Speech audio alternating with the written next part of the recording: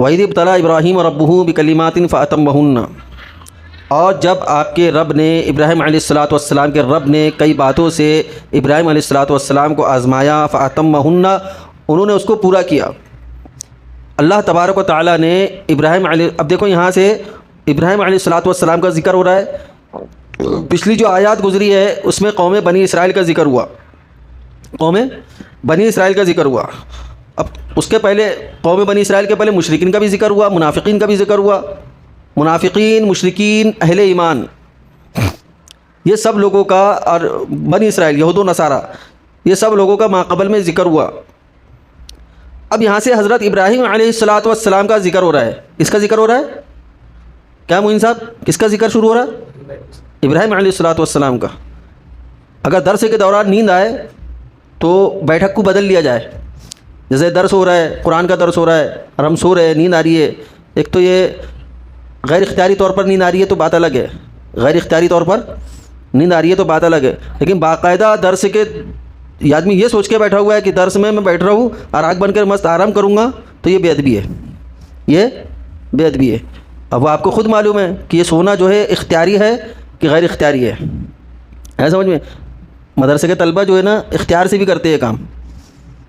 مغرب بعد کی کلاس میں کیا آپ نے کو کون سا پڑھنا ہے؟ سونا تو ہے بیٹھ کر، باقاعدہ اس نیت سے مغرب بعد درس میں حاضر ہوتے ہیں، عشاء بعد کی کلاس میں حاضر ہوتے ہیں، اسی نیت سے اپنے کو بیٹھ کر سونا ہے۔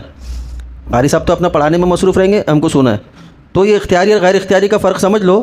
اگر یہ سونا اختیاری ہے تو طالب علم کے اعتبار سے یہ بے ادبی ہے۔ میں بارہا بتا رہا ہوں کہ علم حاصل کرنا ہے تو جس چیز سے علم حاصل کیا جا رہا ہے، جس کتاب سے علم حاصل کیا جا رہا ہے اس کا ادب کرو، اور جس استاد کے ذریعے سے علم حاصل ہو رہا ہے اس کا ادب کرو، اور جس جگہ پر ہم علم حاصل کر رہے ہیں اس کا بھی ادب و احترام ملوز رکھو۔ اللہ تعالیٰ خوب علم میں برکت عطا فرمائیں گے۔ بہرحال تو ماقبل میں جتنے لوگوں کا ذکر ہوا ہے، ماقبل میں جتنے لوگوں کا ذکر ہوا ہے، چاہے وہ کفار و مشرکین ہو، یہود و نصارہ ہو، اہل ایمان ہو، یہ تینوں اقوام، تینوں مذہب کو ماننے والے، مذہب اسلام کو ماننے والے، کفار و مشرکین، اسی طریقے سے یہود و نصارہ، یہ تمام کے تمام لوگوں کے نزدیک حضرت ابراہیم علیہ السلام کی ذات مقدس رہی ہے، قابل احترام رہی ہے۔ مذہب اسلام کو ماننے والے ہم لوگ مسلمان، ان کے نزدیک تو حضرت ابراہیم علیہ السلام قابل احترام ہیں، رسول اللہ اللہ تبارک و تعالیٰ کے منتخب کردہ پیغمبر ہے، خلیل اللہ ہے، یہ تو مسلمانوں کا عقیدہ ہی ہے۔